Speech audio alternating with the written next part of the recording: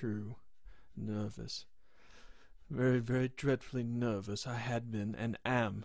But why will you say that I am mad? Disease had sharpened my senses, not destroyed, not dulled them. Above all was a sense of hearing acute. I heard all things in the heaven and in the earth. I heard many things in hell. How then am I mad? Hearken, and observe how healthily, how calmly I can tell you the whole story. It is impossible to say how first the idea entered my brain, but once conceived, it haunted me day and night. Object, there was none. Passion, there was none. I loved the old man.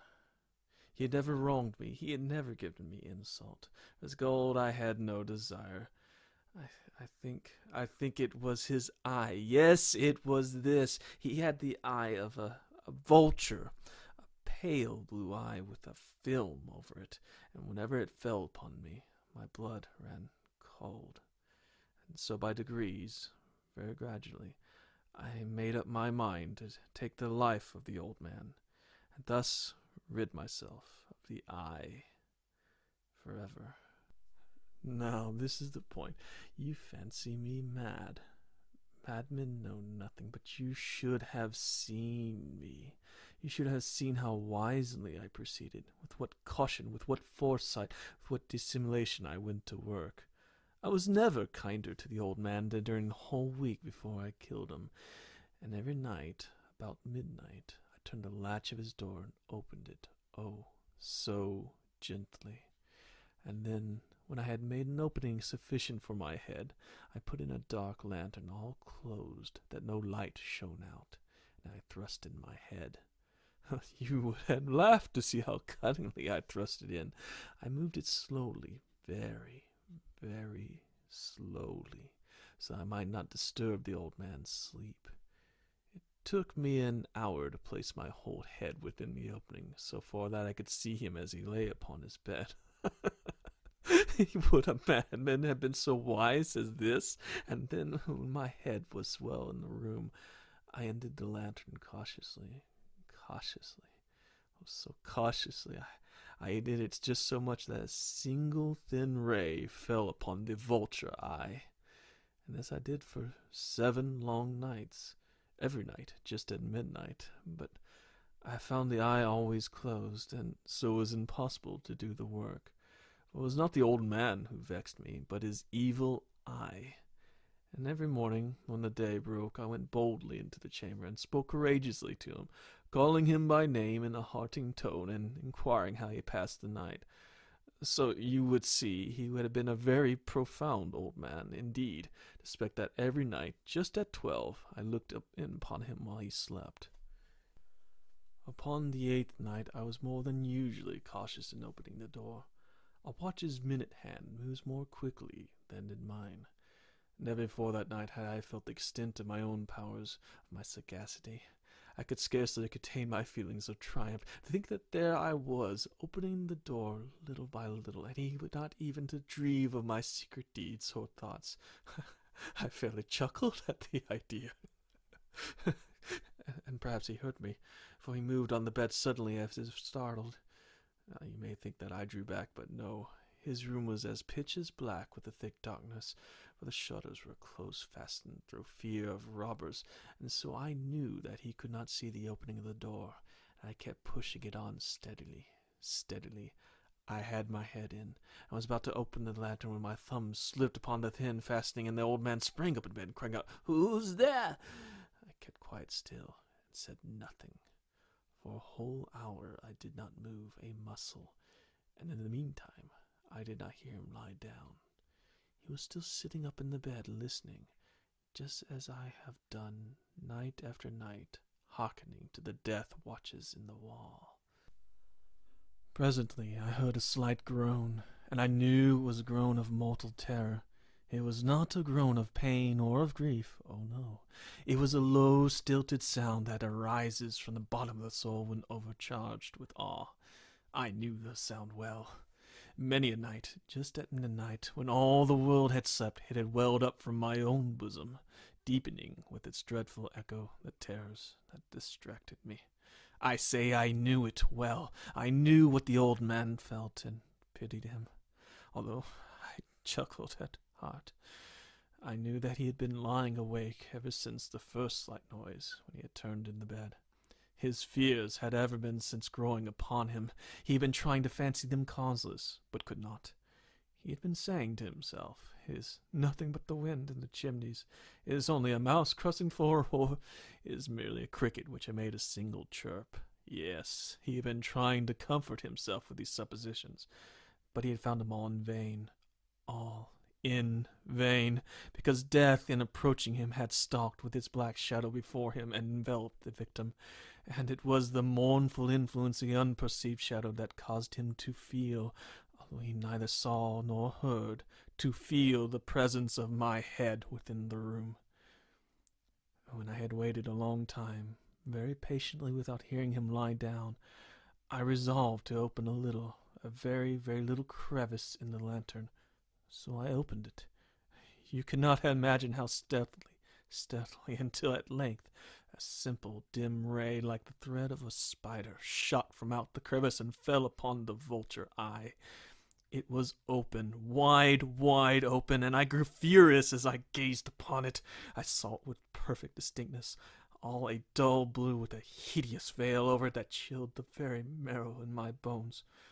I could see nothing else of the old man's face or person, for I had directed the rays as if by instinct, precisely upon the damned spot. Have I not told you that what you mistake for madness is but over-acuteness of the sense? Now, I say, there came to my ears a low, dull, quick sound, such as a watch makes when enveloped in cotton. I knew that sound well, too. It was the beating of the old man's heart. It increased my fury as the beating of a drum stimulates a soldier into courage. But even yet I refrained and kept still. I scarcely breathed. I held the lantern motionless. I tried how steadily I could maintain the ray upon the eye. Meantime, the hellish tattoo of the heart increased. It grew quicker and louder every instant. The old man's terror must have been extreme. It grew louder, I say louder every moment. You mark me well. I have told you that I am nervous. So I am, and now at the dead hour of the night, amidst the dreadful silence of that old house, so strange a noise as this excited me to uncontrollable terror. Yet for some minutes longer I refrained and stood still, but the beating grew louder. I thought the heart must burst, and now a new anxiety seized me. The sound would be heard by a neighbor. The old man's hour had come. With a loud yell, I threw open the lantern and leaped into the room. He shrieked once only. In an instant, I dragged him to the floor and pulled the heavy bed over him. I then smiled gaily to find the deed so far done. But for many minutes the heart beat on with a muffled sound. This, however, did not vex me. It would not be heard through the wall. At length it ceased. The old man was dead. I removed the bed and examined the corpse. Yes, he was stone dead. I placed my hand upon the heart and held it there many minutes. There was no pulsation. He was stone dead. His eye would trouble me no more. If you still think me mad, you'll think so no longer when I describe the wise precautions I took for the concealment of the body. The night waned, and I worked hastily, but in silence. First of all, I dismembered the corpse. I cut off the head and the arms and the legs. I then took up 3 planks from the flooring of the chamber, and deposited all between the scantlings.